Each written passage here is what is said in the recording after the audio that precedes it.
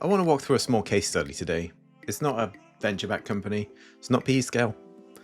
What it is a single sandwich shop in Northern Virginia, owned by my friend Mike.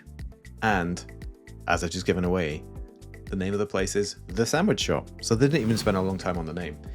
They did spend a long time making delicious sandwiches though, which is why I wanted to help him. So, like I said, small local business, one branch. And honestly, that's why it's useful, because when things are a bit smaller compared to the, 50 million annual revenue companies that we're typically working with, you can see the mechanics a lot more clearly. There are far fewer people to talk to about how data and decisions flow around the business, and there's nowhere for bad thinking to hide. Now, I was talking to my friend Mike about growth from Macmillan, and he was like, what is it you actually do? And I said, well, why don't I show you? And his assistant manager, Bennett, overheard, and Bennett is interested in studying data science at college. So I said, hey, let's get together and have a conversation. They didn't even know what we did. They certainly didn't say, we need analytics. They certainly didn't say, what visualization tool are we going to install? It was something closer to, maybe we're leaving money on the table, but I can't quite tell where. On the books, the business is doing fantastically well. It's got loyal customers. It's got a modern point of sale system. They use Square. They do online ordering. They're busy through all the delivery apps. Revenue steady. The place is always busy, and there's often a line out of the door, especially at lunchtimes, early evenings. So no issues. This is not a business in trouble. Most people would look at it and say, oh, how can there be a data problem there? But when you actually watch how decisions are getting made, a pattern starts to show up, and it's a pattern that I've seen at big businesses as well.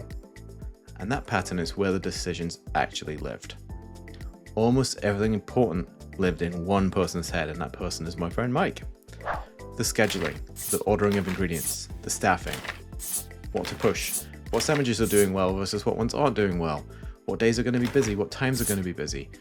None of that's random, and Mike's not guessing. It's based on years of experience of seeing and living it firsthand in his business. So there's no issue of judgment. The issue is that the business depends on that judgment being present every single day. And here's the key thing. The data already existed. It just isn't shaped around decisions. The shop runs on a Square point of sale. The loyalty data lives within Square point of sale. They have a plugin or an add-on where you can record loyalty data by phone numbers. Each delivery app has its own tablet that sits behind the counter. These big behemoth powerhouse delivery apps don't integrate into a sandwich shop, especially not one like this. So what happens in the sandwich shop is an order comes in from Uber Eats, for example, and the order exists on that tablet only. However, the staff in the shop need a way to keep track of tickets. So what they're doing is they're taking that order off of Uber Eats and then inputting that order manually into Square so that can be tracked. And then when the sandwich or sandwiches are being made, the order is then voided on Square and then completed on Uber Eats. So what you thought might be a data-rich environment is actually a very fragmented data environment when you consider that each of these delivery apps has got their own tablet and their own set of data, and none of these things are ever joined up. Now, this fragmentation doesn't just create inefficiency, it distorts judgment. You think you're seeing the whole business on Square, but actually you're just seeing the biggest slice of it, with 3 other slices of unknown size living somewhere else. So what do Mike and Bennett, the owners, look at regularly? Daily sales totals, weekly revenue, general sense of what days feel busy. The numbers feel safe and familiar, and they're very good at judging based on their experience, but they hide the actual leverage. The question isn't, how much did we sell? The real questions are things like, which sandwiches are actually profitable? Which sandwiches don't sell at all and aren't actually interesting to customers? Which menu items deserve special attention? What customers are invisible to us right now? They're back to the Square point of sale. Everyone is tracked by just their phone number, typically. And all of these things are decision questions, not reporting questions. We can see the business is healthy, but we can't see any risks. We can't see any issues on a individual product level. And we can't see how customers are interacting with us, how new customers roll on, how existing loyal customers stop buying. None of that stuff we actually see. So we see none of the opportunities in the data either, as well as the risks, even though we can accurately assess the health of the business. So what did I suggest they do differently? Let me surprise you here. I didn't say you need to install Tableau and Salesforce. I didn't say you need to migrate all of this data to Snowflake. Terrible idea that would be in this situation. I didn't even suggest building them a dashboard or turning them into a tech company or an AI sandwich company. Instead, I focused on the small habits. So how can we find ways to encourage customers to sign up for loyalty, and how can we use that data better?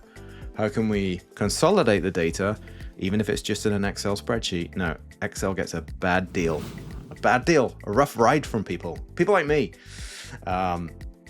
But for individual sandwich sales, for an individual shop on a week-by-week basis, Excel is perfect, absolutely perfect. And there we can review item level sales summary, profitability, put in a picture for what the item costs are, so we can review profitability. We can look at sales across the 4 different channels that we just talked about. Actually, there are more than 4 channels because we have the Square POS, but that also tracks online orders through this shop's website, as well as phone orders, which the staff then manually enter in there, as well as in-person orders, which are entered into there as well. But of course, they're all lumped together, so it's hard to see that split right now. So there's those 3 channels, plus DoorDash, GrubHub, and Uber Eats as well, separate channels. So can we look at all those channels together and compare them with each other and compare the mixtures rather than just the totals? All tiny changes to turn the experience of looking at the data into something repeatable and much more rich in insight. So the constraint here wasn't sophistication, it was centralization and consistency. This data doesn't need to be any more complicated than it already is. Why is this interesting? I mean, this is the same pattern that I see in pretty much any company that I go into with work. Decision, they live in people's head. Data exists, but it's fragmented across multiple silos. Metrics are reported, but they're not tied to action, and they miss opportunity and they miss risk. Scale doesn't fix that. Collecting more data doesn't fix that. AI on its own does not fix that. It just makes the consequences more expensive and harder to find. This shop didn't need to become data-driven. It just needed clear answers to a few important questions, and that's usually the work. So think about this, but scaled up to a 50 million company. These things get much harder to find, have much more impact, and hide a whole lot more opportunity. So next time you think, I wish everything could be simple like the sandwich shop, realize that you should have just closed with no CTA, no pitch, and no attempt to be smart. The reason this kind of what matters to the private equity audience isn't because a sandwich shop is special, or this sandwich shop is special, other than the bacon, lettuce, tomato, avocado sandwich, that's pretty special, is because the pattern is the same. In portfolio companies, decisions also live in people's heads. Data also exists, but it's fragmented across systems. Metrics also get reported without being tied to choices that can lead to more value.